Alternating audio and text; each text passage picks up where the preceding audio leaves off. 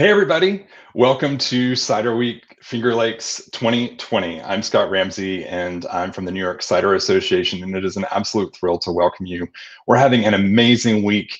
We've had all kinds of really great online and virtual events, as well as some really fantastic in-person events where we can stay safe and socially distanced. One of my favorite things about this week is that we are living in very crazy times, to say the least. So it's been really nice to come together and celebrate over cider and be in community. But there are some challenging things that we need to be thinking about. And so I'm really, really thrilled to be able to have this conversation and to welcome this group. We're going to talk tonight about reparations and cider and how they fit into the cider world. And there's some really interesting work happening up in the Finger Lakes region. Autumn Stoscheck from Eve's Cidery is going to lead a panel tonight of some really awesome thinkers. So I invite you to, be courageous, join the conversation. There's lots of opportunity to talk with this group. Autumn will introduce everybody, but know that along the way, you can enter your comments and your chats in your comment section, and we'll see those and can comment back. So Autumn, without further ado, I will hand it over to you. Thank you so much, Scott. And thank you so much for making this space for this important conversation. We really appreciate it. It's our pleasure. Absolutely. All right. So we're going to have a panel, and we have an awesome group of people who are joining us. These are some of my favorite cider colleagues and some of my favorite human beings. Before we start, I want to make an acknowledgement that we are having this panel on the lands of the Haudenosaunee and here in the Finger Lakes. And I want to do a quick introduction of our panelists.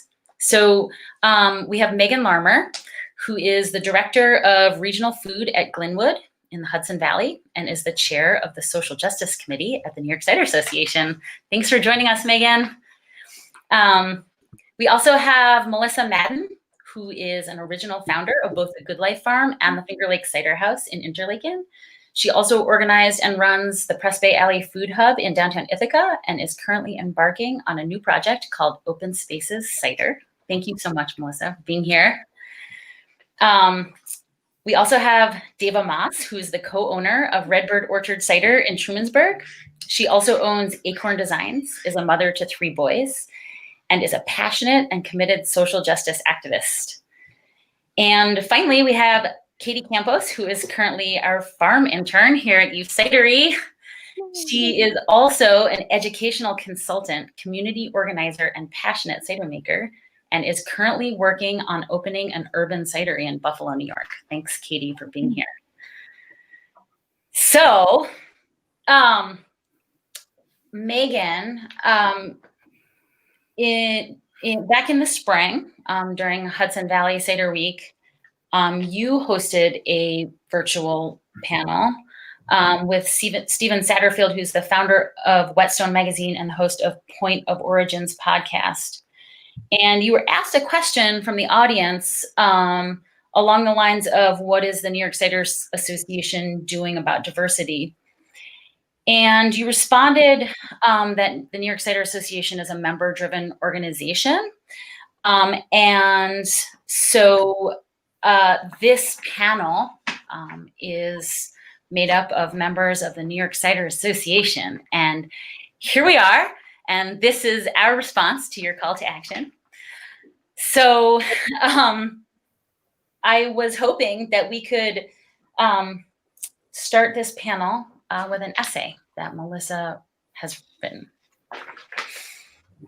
Okay. Can I introduce where the published version of it's going to be? Yes, please. Okay. Those of us in the cider and apple world are blessed because we have this little zine that's called Malice, the genus of apples, published out of California, and could definitely use your support via subscription. It's also selected essays published online. I've written 2 essays for them so far about wild harvesting apples in the Finger Lakes National Forest, and this is my 3rd. I'm reading you the longer version that isn't going to make it to print because it's way too long.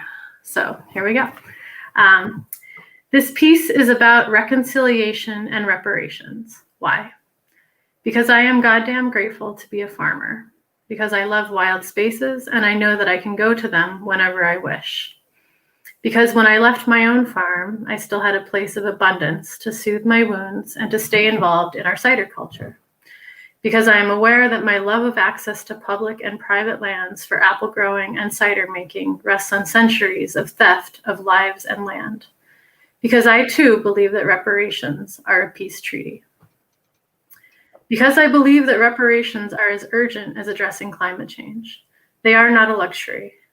As a farmer, I have been technically poor, but I have never been food insecure, nor without the resources of my family.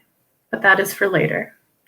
Food insecurity is not the subject of this article, but food sovereignty is a means of social justice and ecological land stewardship.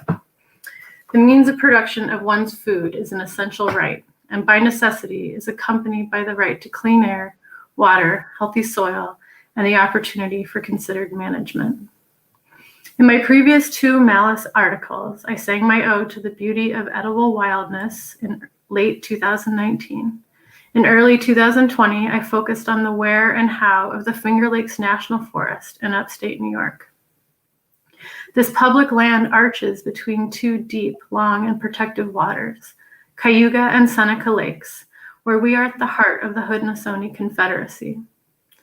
In service of truly regenerative agriculture, I believe that reparations are as much an essential focus as soil health, good grazing practices, resilient trees, and productive eco-agriscapes. In writing this, I was embarrassed with overwhelm and inadequacy. I'm not an expert, but I write to my colleagues to discuss reconciliation and reparation within our industry, amongst friends. In this essay, I offer the resources and impressions I've gathered in my own journey. In particular, I borrow heavily from a 6-part series on truth and reparations by David Ragland in Yes magazine. These articles describe a path I find essential in my own land-based love of life. It is the main mission of my tiny art cidery called Open Spaces Cider to pursue appropriate reparations within our production of cider and access to open public spaces.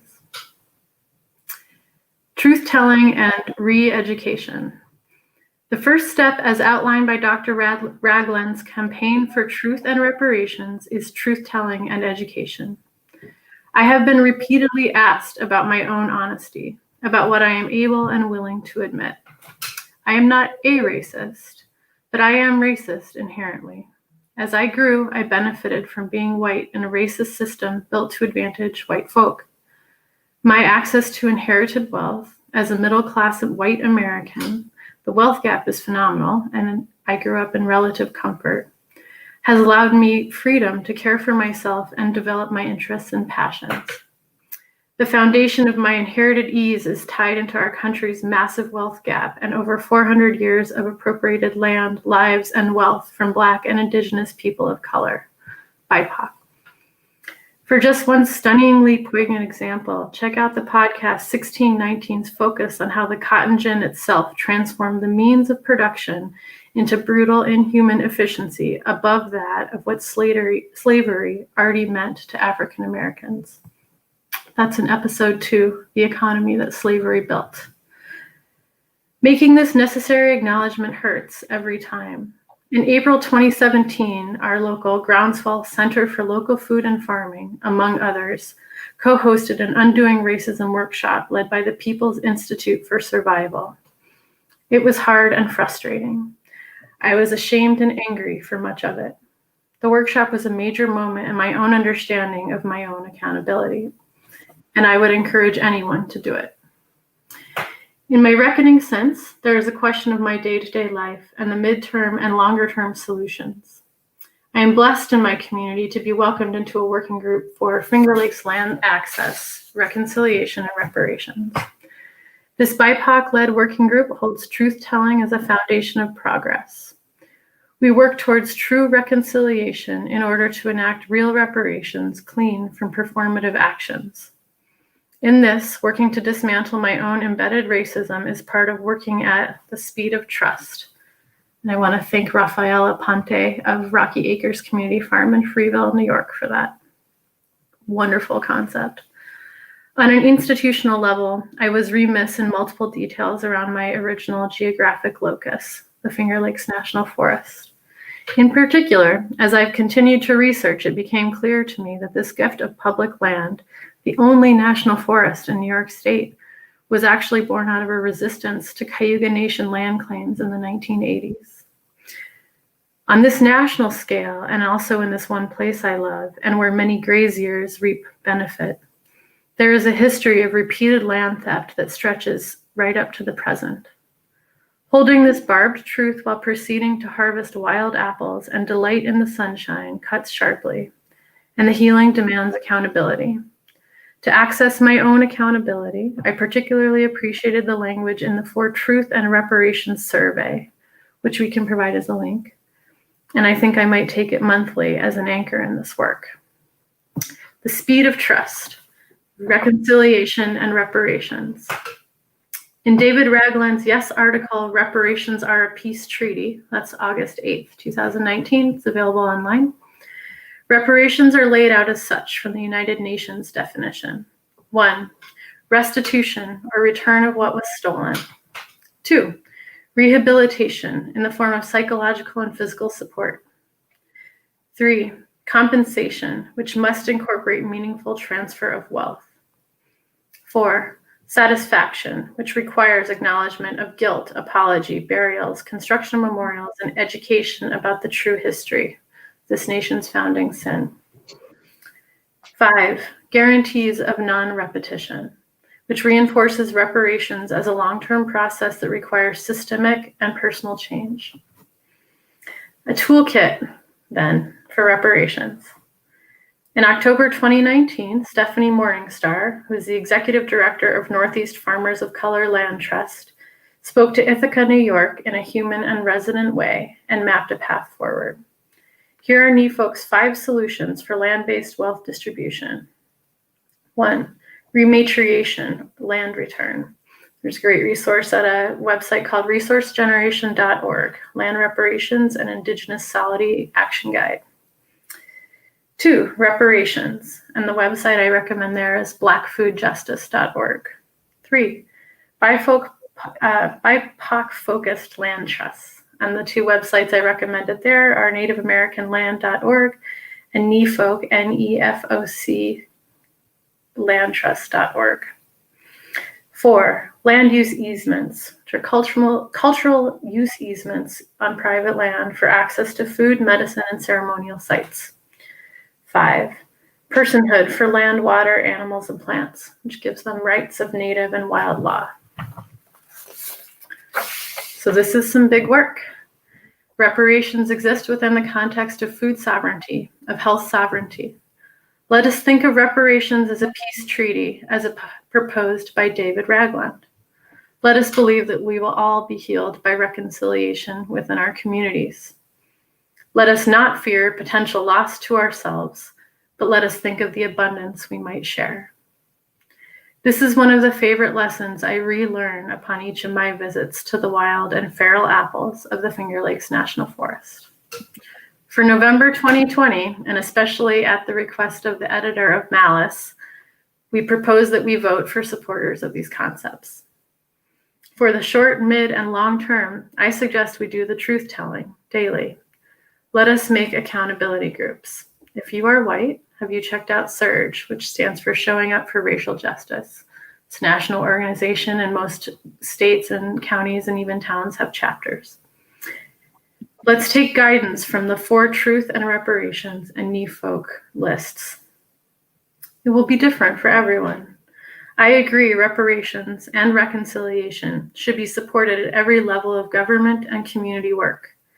But in the interest of true landscape stewardship, I think understanding the particular conditions for the landscape and BIPOC communities for each area is essential.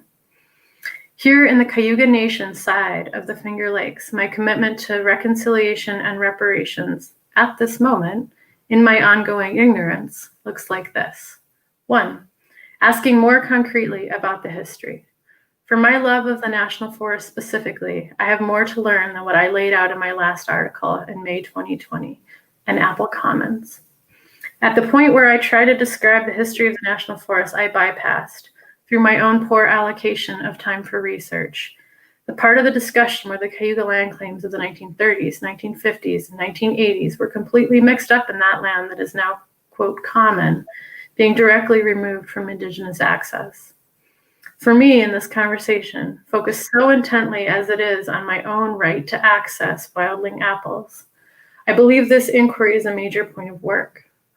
As I've said, this is one of the many directions one can take in affecting reparation and reconciliation conversations in our industry. My questions: what works within the current conditions? What are our BIPOC communities working towards, and how do they need our allyship? How much do we know of the history leading to our current access? 2, acknowledging and working within local accountability structures. Who is doing the work in your community, and is it BIPOC-led? 3, taking opportunities led by my BIPOC colleagues to ally around land access. Initiatives in Ithaca include the Unbroken Promise Initiative, the Traditional Center for Indigenous Knowledge and Healing, Quarter Acre for the People, Youth Farm Project. 4, acknowledging turning points, both locally and nationally.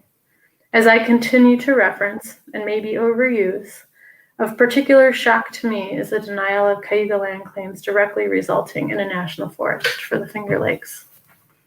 5, listening to the ask.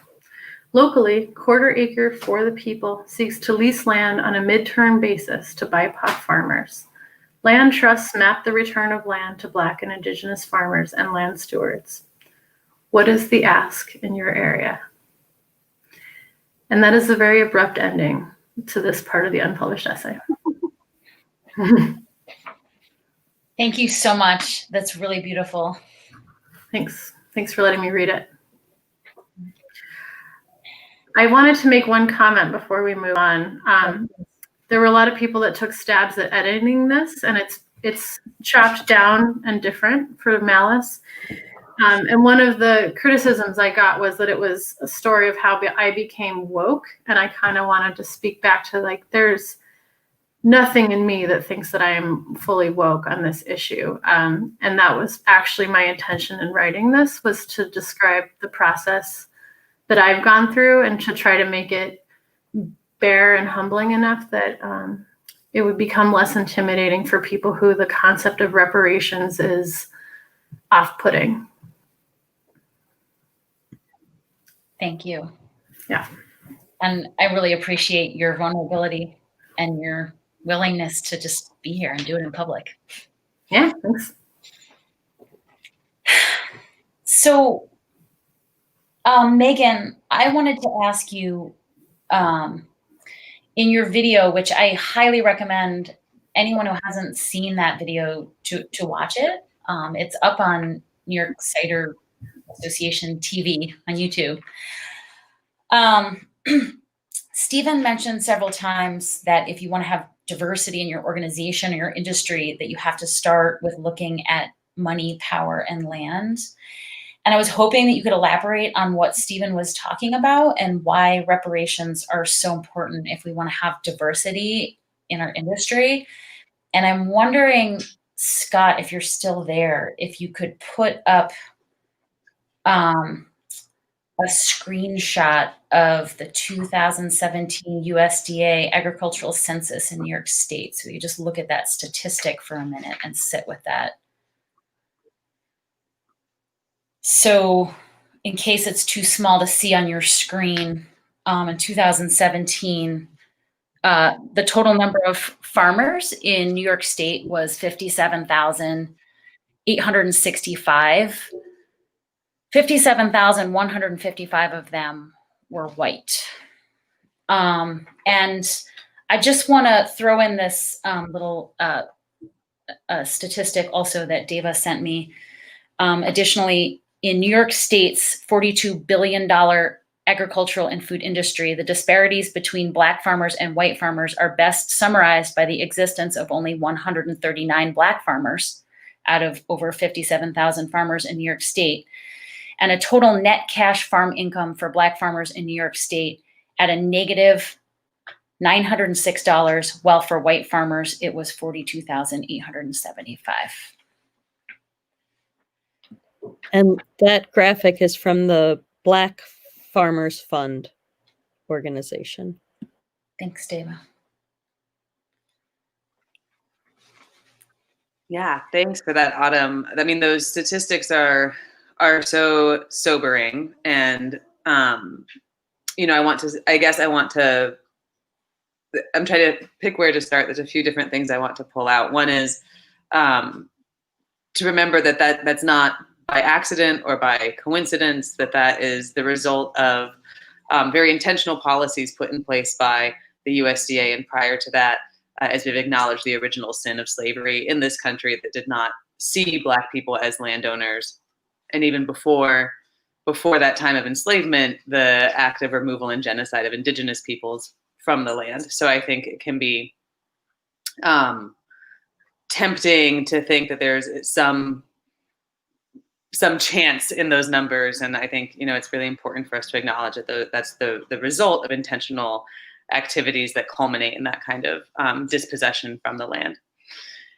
And I do just want to take a moment to really thank Melissa too for centering us in that reading as a panel of white folks talking about race. We have to be really careful to stay grounded in what we're doing and grounded in that vulnerability and humility that I think Melissa really is bringing to us. And I want to, in trying to, you know, pull out some of what I think Stephen was pointing to in his conversations about power, land, and money, to really build on what Melissa was saying. So I was struck by the segment in your essay, Melissa, where you acknowledge that the generational wealth you've inherited doesn't necessarily look like an estate or like farmland, right?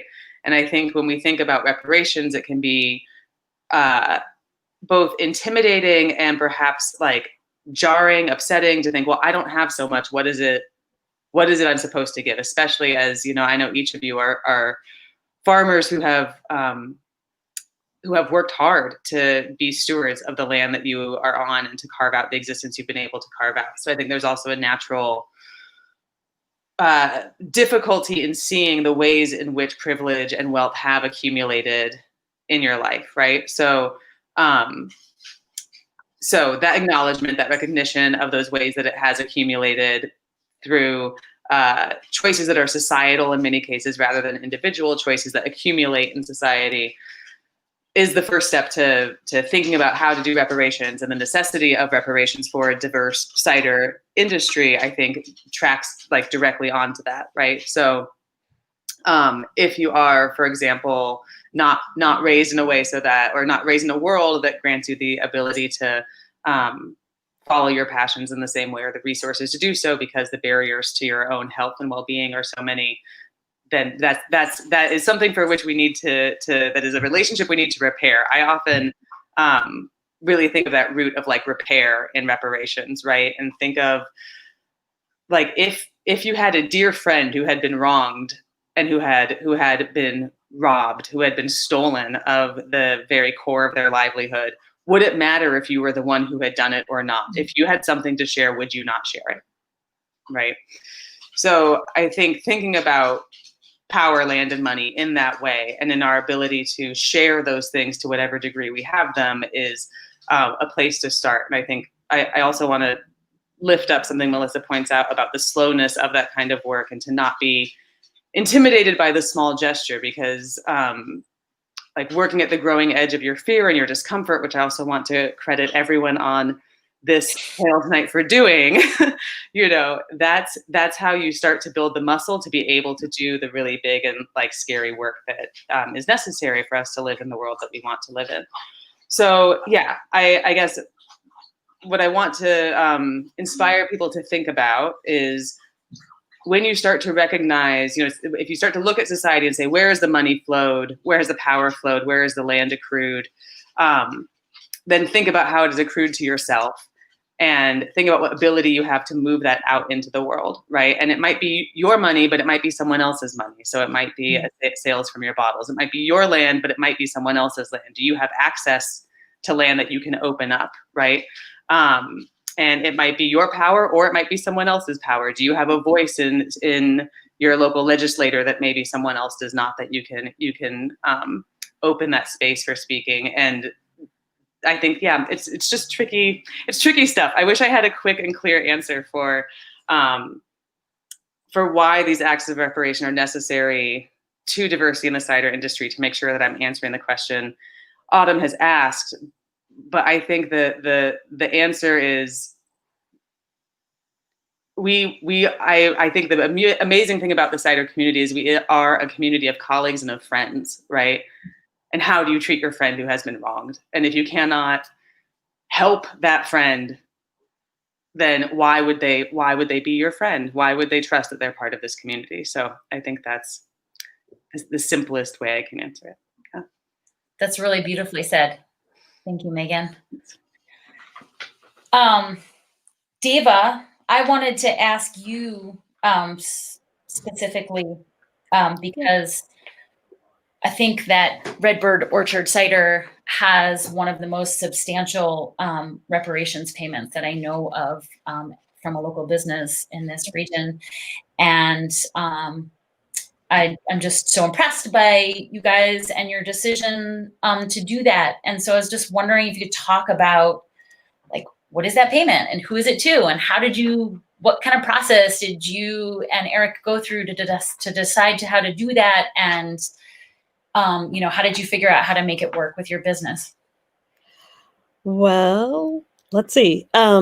So we do $1 per bottle that goes out of Redbird, either wholesale or retail, goes to between Ganandagan and Soulfire Farm, split in half.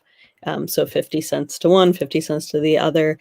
And we do it not as Redbird Orchard Cider because of all the legalities between donating specifically from sales of alcohol is not something you can do. So we do it as Redbird Orchard. The orchard farm side of it does the donating. And actually I don't think of it as donating, but it's our payment that we make. And we do it, last year we started in August and did 2 payments, I think, for last year. And then this year there was a January payment, and then we're going to start doing it just annually, like a lump sum at the end of the year is how we've figured out for this year how to make it work for our business financially with all of the ebbs and flows of cash flow and when we need money and when we don't. So it's not fully like altruistic in the sense, like we're still trying to figure out how to make it best fit for our business. The reason we went that route of a straightforward per bottle sale was it was an easy way to be really clear about what the payment would be. It was a great way to be accountable to it. And it's something we had been thinking about for years and years.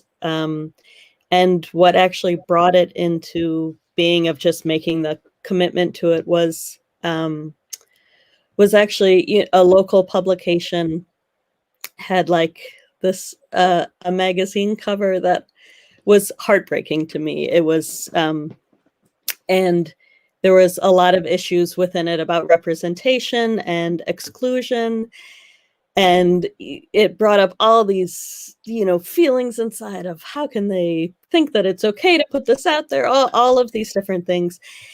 And then I stopped and I also did talk to them about it, but then I thought, we had a piece that was coming out the next month in that article, in that publication, and we didn't talk at all about racial justice or equity in agriculture in our piece, and recognizing like every bit, like we have a platform the same as that publication has a platform, and we get interviewed a lot about different what we're doing in the industry, about cider in general. And we have a pretty far reach with that, and recognizing that, okay, let's put our money where our mouth is. And if we have that as our platform of what we're doing, then every time we're interviewed or we are out there in the world, it is a way to make sure that question is asked of us. It's a way that an interviewer will see that on the website and say, oh, that might not be something we've thought about. And so it's a way to get that conversation started at every turn. It's not something we necessarily advertise at markets or any of that, because it also is, in a certain sense, our own, just, I don't know if you'd say private, but just like what we feel is important for us to do. But I think in that, having a platform, it's a great way to get the conversation started. And for us, we are certified biodynamic, which there's all sorts of things within that. But it's sustainable ag is at the heart of Redbird. And I really don't think you can have sustainable agriculture without it being equitable in a social and racial way. And the only way we saw being able to fulfill that need was through money reparations. And it was a way to really keep our fingers out of it, and we want to fund this project here or start this thing, or, there are people doing work that know what they need. They have an ask, and we can provide that clean and clear, and not have any strings or ties attached whatsoever. And at the time when we started, the biggest connection was for Soulfire Farm and Ganandagan as the two places. And the more I look at that, we also, in a sense, it's not that locally based. And that's something for us to be thinking about too, how to make it even more specific to our community. That's a long-winded, kind of nervous answer. So I'll stop. Thank you so much. I just want to acknowledge that I'm really nervous too. And I know that I just it's a lot to put yourself out here in this public space. And so I just want to thank you all for doing this together. So Katie, you have a lot of experience organizing, and especially as the head of the Buffalo chapter for Teach for America. Did I get that right? Awesome. Organizing with people of color to get better education resources. And so given this conversation, and given that you are part of the next generation of cider makers in New York State, what are your ideas about next steps for action and organizing? I had Autumn gave me the question a little bit earlier, so I had a little bit of time to think about it. And I outlined two things that then each of you actually said. So I'm just going to read back what each of you said, which I think are really good opportunities for action. Starting with what my original outline thought was, one, first asking the question, what are the needs in your community? And that Melissa's essay and how it ended. You said, what is the ask in your area? And so the work we can do to very intentionally understand what the needs are in our community. And then two, are those most impacted, identifying what the solution is, which further pushes us to really build relationships, like Megan was saying, so that we can be informed and act as allies using our privilege to pave the way. So that was kind of how I was thinking about it going into this. And then some of what you all have done today that I think are action steps that we can keep on doing, using those two things as the framework. One, understanding how can we get more proximate to our community to really understand the needs? And then how can we create conditions or support conditions that those most impacted are the ones who are driving the solutions, driving the change. I think the first, Autumn, in hosting the panel, one thing that you're doing that we can continue to do is normalizing the need for reparations, so that there's one path we can take, and that is, there are multiple paths, but one of the things that we can do is that we are showing up talking about reparations, making sure that many more people are talking about reparations, honoring those who've done a lot of research before us so that we can continue talking about it, so that when the time comes, and we can push for that time to come, where at the federal or state or even local level, people are talking about it, they can turn and say, hey, here's this group of people who are supportive of this, and that group is growing. So it continues to be something that people aren't in shock and awe about. People are saying, yeah, that's becoming a thing. Let's demand that. That's ideally the goal, but what can we do in absence of that? Things that have been mentioned here, use your platform, like Dava said, whether that's with resources and putting your money where your mouth is, or using your platform like we're doing today to elevate an issue. I think the other thing that was coming up for me that I think we can do is that once we're identifying what is the ask in your area or what are the needs in your community, then it becomes, what are we doing to tear down the obstacles to access? So as an industry driven by members, what are individual members doing? But then what is the industry doing to tear down the obstacles to entry?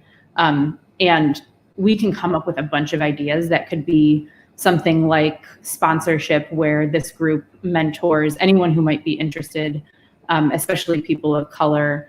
And Autumn and I talked about this a little bit today, just create a bunch of resources and make them super accessible, and then provide one-on-one or group mentorship. There are many ideas like that, and there are probably so many more that we might not think of, but that those who really want to get into the industry, but for whatever reason, can't, or like we said, and like Melissa pointed out at the beginning, because over centuries we've taken their land, so that what used to be family-owned land, or what might not have ever been family-owned land, but land that that people of color just worked, they don't have in their family. What can we do to parse out part of our land? I think one of the main things that we're talking about in anti-racism is, how are you moving back so that other people can move forward, so that people of color, those who have been disenfranchised, can move forward? So what does that look like for you? What are your resources? What would it look like if you gave part of your land to somebody to help them to create an opportunity there, gave some of your cider making resources, or just let people borrow some of your cider making resources as an immediate way of access, and then shared knowledge and resources in another way? Those are just some initial ideas that I think have already been discussed within this group, as you gave the high level summary, and then those were like immediate things that came to my mind. And I'm sure there are just so many more ideas that other people might have within the industry. And if we each did whatever the thing was that responded to what is the ask in our area, then as an industry, we can move forward, whether it's at the state level or nationally, to elevate the issue, so that when reparations come up, either it's coming up because we've been demanding it, or it's coming up because a growing number of people are demanding it, and we're saying, hey, in absence of you doing it, here's what we're doing. This is a normal thing. Let's do this. Awesome. That sounds like, when you put it that way, it sounds so doable. Melissa has something to say.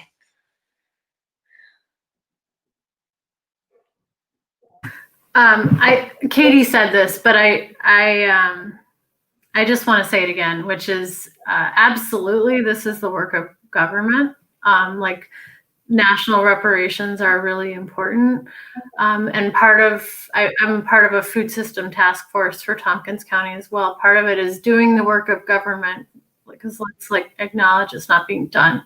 And it doesn't take the place of these larger reparations conversations. So I do think, we want to pat ourselves on the back for the work that we can do, but continuing to advocate for it at an institutional level is still part of the work. And Katie, I do feel like you said that, but I've had that conversation now a bunch of times, and I feel like it was worth saying again. I'm going to read a couple of questions.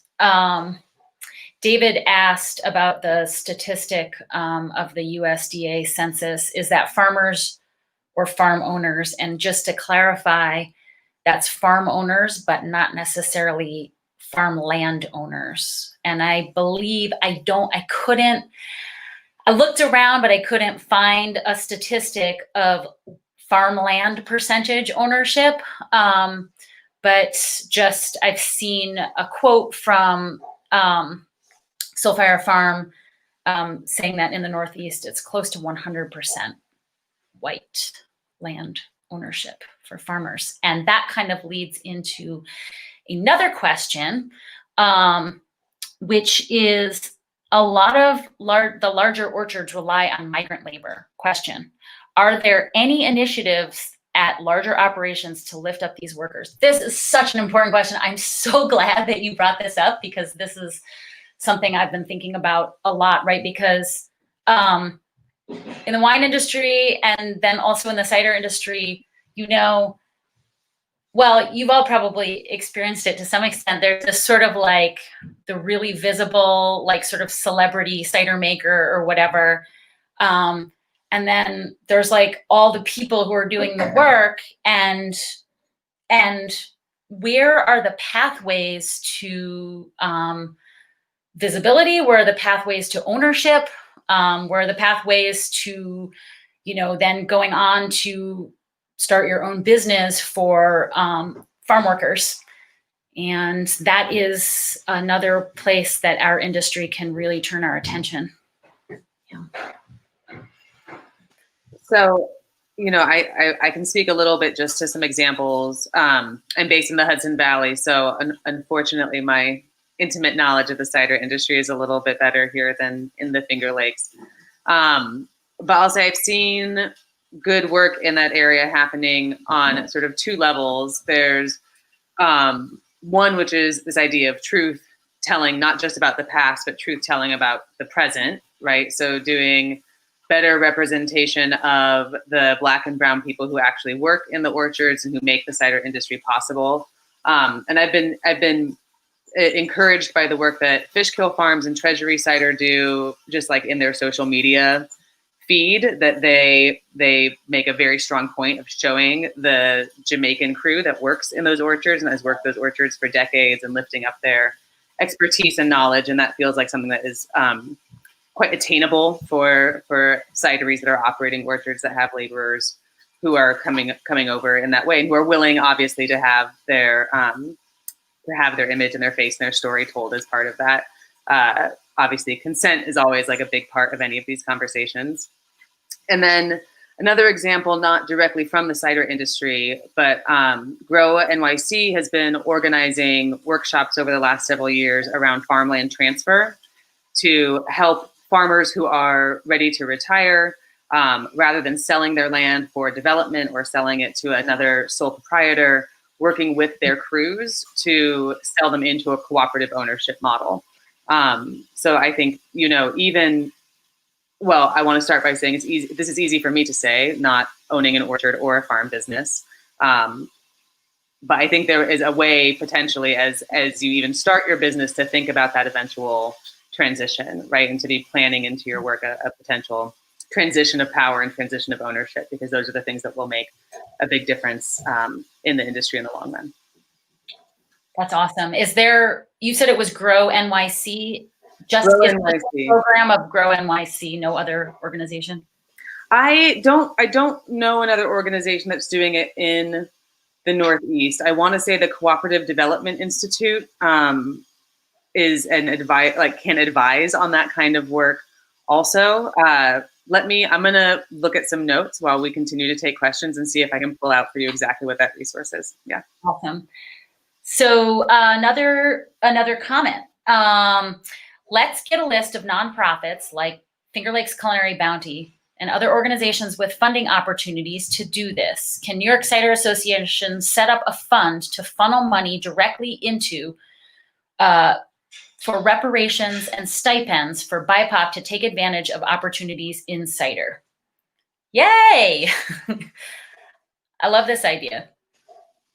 I love it too. And I'll say Jenna is one of the fabulous members of the Social Justice Committee for the New York Cider Association. So I can guarantee we can follow up on this idea in that committee and invite all members to be in touch if they would care to join that work.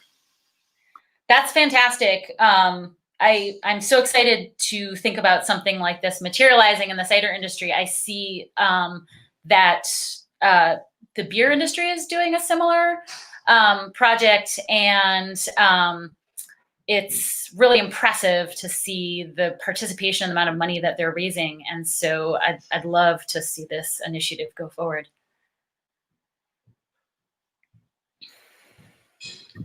Are you able to say more about what the beer industry is doing?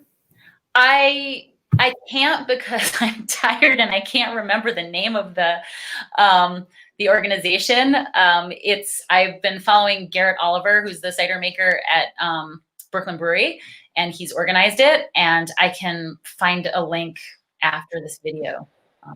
I think, is it called the Michael Yes, Jackson? you are right. Absolutely. Yep. Yeah, the Michael Jackson Fund. I think it's named for somebody that he was kind of ushered into the industry from. That's all I know. Yeah, awesome. So this has been a great conversation, and I'm so happy that we've had interaction with the audience and some great ideas and questions going on.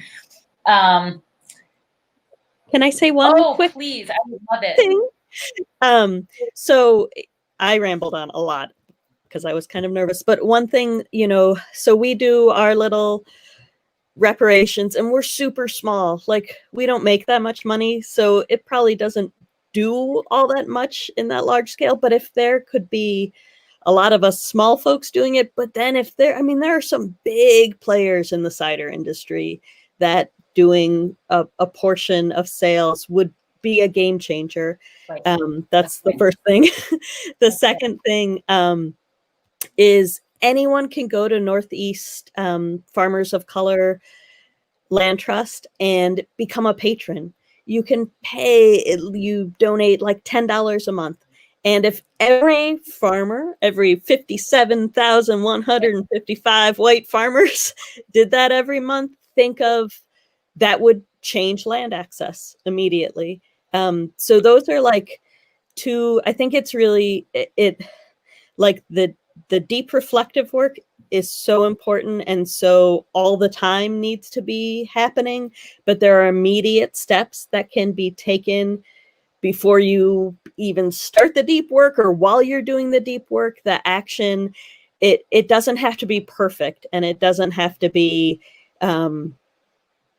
super engaged even. Just take that first step, like go to NEFOC website and sign up to become a patron, and tell your friends, put it in every little thing of cider that goes out the door. Like, there are really easy ways that you can start tomorrow doing this work of reparations.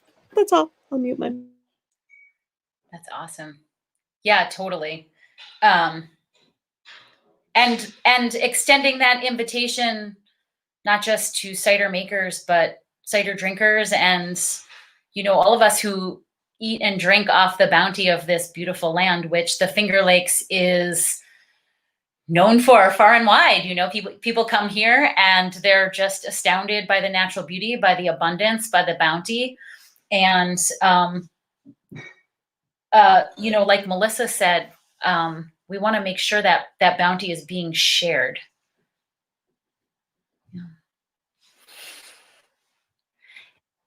And thank you, Scott, for all of the websites you're throwing up there.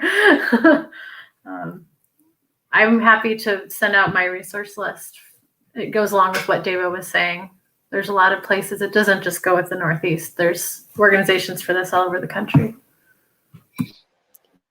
There's also the Black Farmers Fund, which is specifically in New York for folks that are in the New York Cider Association and looking for an organization that does amazing work. And they were just part of a really great panel on reparations in agriculture, in specific for New York State, with Stephanie Morningstar. And that can be found on the website, I think, or if you become a donator, you can take a look at it. Really great stuff. We just got another comment. there are absolutely big changes necessary at a systemic and political level, but I love the ideas and focus on making reparations at the local level. So yeah, just back to that idea of, I think, you know, this, in some ways, this panel was born out of conversations that Melissa and Deva and I have been having just as friends, like casually over the course of the past year, that sometimes, I know for me, when I first started thinking about reparations, just so unbelievably overwhelmed, you know, how do you pay for this? This is an irreparable harm, and the cost is astronomical. And, you know, moving my thinking more to thinking of it as an ongoing process, maybe a spiritual practice that's back to, you know, like David, you know, David said, it's like tithing, you know, just, you just, you know, do it every week, 10%. 10% of the, you know, maybe Finger Lakes cider makers should consider 10% of all sales on wild foraged fruit, you know, and the Finger Lakes National Forest is a reparations payment. And maybe we can invite our customers that if they want to match that payment, we can do it together. Let's see, I have another comment, which is, as we learn, make reparations, and empower BIPOC voices in our communities, those changes will compound with our neighbors' efforts and affect future policy issues at all levels. And I think that goes back to what Melissa and Katie were saying, which is that, you know, our government is also a membership-driven organization. And so they're not going to like take the leadership on this, right? Like, obviously at the government level, that's where there's the most power to have a massive impact. But, you know, our leaders are going to need to look around and see that this is something that we care about, that we're doing, and that we want them to do. Yeah. Awesome. So, any last thoughts before we close out? We did a really good job at being just under an hour here. I mean, I just want to say again, like, I'm really grateful for the vulnerability, for the commitment to being heard in this community, to being a member of the cider community, and hopefully also a dues-paying member of the New York Cider Association. I'm contractually obligated to say these things. But to really, you know, take this challenging work out into a public forum, I think is important. And I hope that everyone who has listened live and who listens in future weeks takes it into that private forum as well, because I think it really matters, Autumn, that you're saying this grows out of individual conversations. This grows out of that safe space where we can be scared with our friends and be unsure of what to do, but are not so scared that we don't do something, right? There's a great Audre Lorde quote that the more I use my strength towards my voice, the less I'm concerned if I'm scared. So I would encourage us all to lean into the discomfort of this and take heart in the solidarity that this group of folks is offering up around that. Yeah, and looking forward to having this conversation with more New York Cider Association members and the community at large. So, yay. Thank you, everybody. Thanks, Autumn. Thank you so much, Autumn. Thanks, everyone. Thanks for organizing, Autumn. Thank you. Really appreciate it. Yeah, thank you for being here. Thank you. Yeah, my pleasure. Thanks for sending me all the links. I just wanted to jump back in and share my gratitude as well to each of you, Deva, Melissa, Megan, Katie, Autumn. This was really special. I mean, you know, we say at the New York Cider Association that we're part of cultivating the New York cider industry, and cultivate to me is a word that means growth and development. And, you know, growth sometimes can be a little unsettling or uncomfortable in order to be healthier and better than you were before. And this is certainly a place where I think we have some of that space to grow. And it is, as Megan mentioned, a member-led organization. So I'm excited to see so much willingness to sort of venture into these spaces and to think about this and to collectively come together.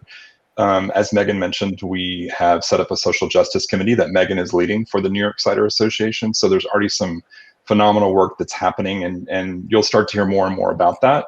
But I invite everybody to join us in this work, join the association. If you're a member already, reach out to Megan or myself, and we'll get you more deeply involved. And I do want to do a shout out. Melissa, I think you were doing it for Malice magazine, which is awesome. I have my copy. And also, since we were talking about Stephen Satterfield, I've also got a copy of Whetstone magazine, which is just phenomenal.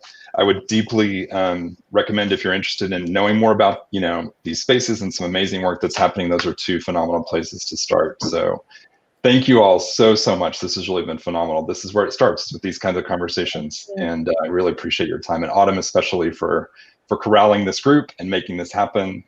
It's really fantastic. Thank you so much. And we had so many great participants through our There are comments. Yeah, it's awesome. Sweet. Awesome. Excellent.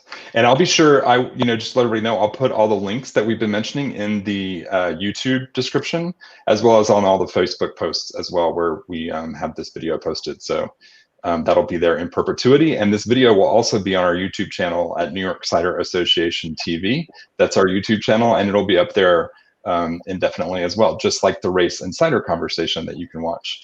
So I invite everybody to watch that. Yay. All right. Bye. Thank you all so much. Take care. Bye.